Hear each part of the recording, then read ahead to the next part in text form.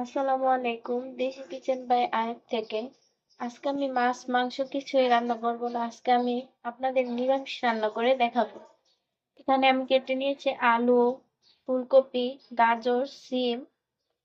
এখানে আমি নিয়েছি টমেটো কুচি, কাঁচামরিচ কুচি, পেঁয়াজ কুচি। এখানে আমি নিয়েছি কালো জিরা, পাঁচফোড়ন, আর এখানে আমি নিয়ে নিয়েছি ধনিয়া পাতা কুচি। এই সকল উপকরণ দিয়ে আমি আজকে আপনাদের নিরামিষ রান্না করে দেখাবো। আমার কড়াইটা গরম হয়ে গেছে। এবার আমি 1 কাপের চেয়ে কম তেল নিয়েছি, তেলটা দিয়ে দিব।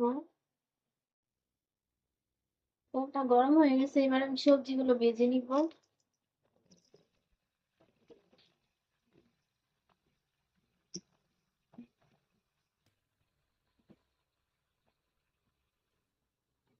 ফুলকপি, আলু, গাজর, সিম সবগুলো ভাজা হয়ে গেছে। এবার আমি নামিয়ে নিব।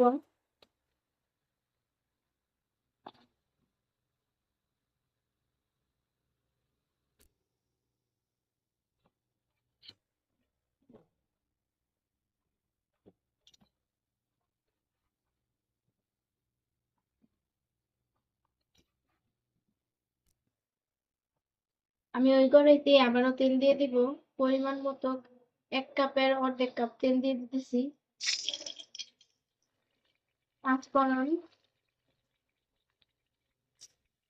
কালো জিরাটা দিয়ে দিব।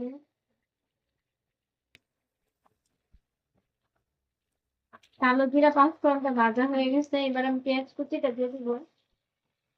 পেঁয়াজ কুচি,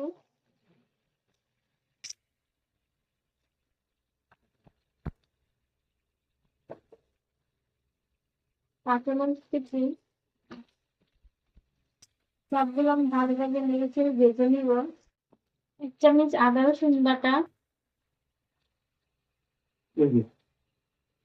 স্বাদ মতো লবণ,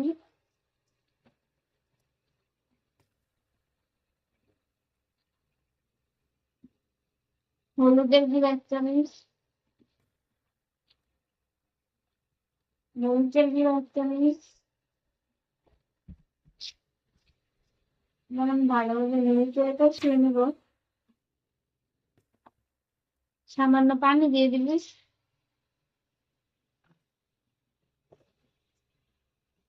আমার এটা কষানো হয়ে গেছে, এবার আমি টমেটো কুচিগুলো দিয়ে দিব।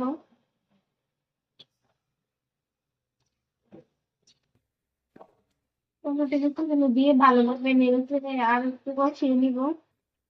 টমেটোটা ভালোভাবে কষিয়ে আমি আমার ভেজে রাখা সবজিগুলো দিয়ে দিব। টমেটোটা কষানো হয়ে গেছে, আগে থেকে ভেজে রাখা সবজিগুলো দিয়ে দিব।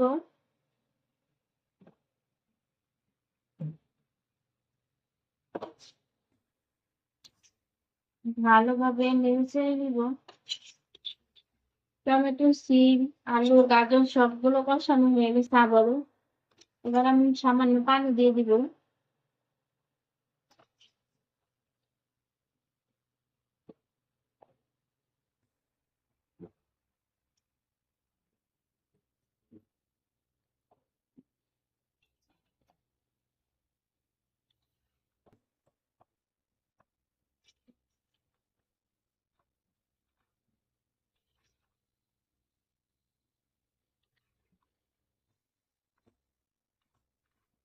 পানি দিয়ে দিয়েছি, এবার আমি তরকারিটা ঢেকে দিব কিছুক্ষণের জন্য।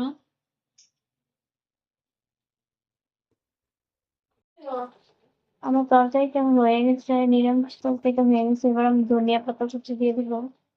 ধনিয়া পাতা কুচি।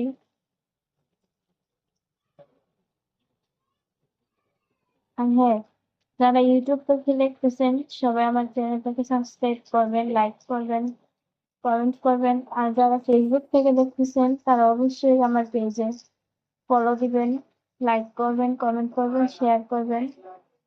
সবাইকে আল্লাহ হাফেজ। আসসালামু আলাইকুম।